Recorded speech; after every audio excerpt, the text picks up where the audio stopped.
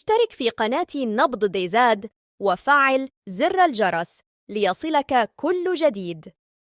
السلام عليكم وأسعد الله مساءكم. صنعت حادثة إطلاق النار داخل منشأة عسكرية بولاية وهران الحدث في الجزائر وما وقع التواصل الاجتماعي، وتضاربت الأنباء هنا وهناك حول ما يحدث. وأكد العديد من شهود العيان أن شخص كان يرتدي زي مدني وهجم الجنود مستعملا سلاح رشاش.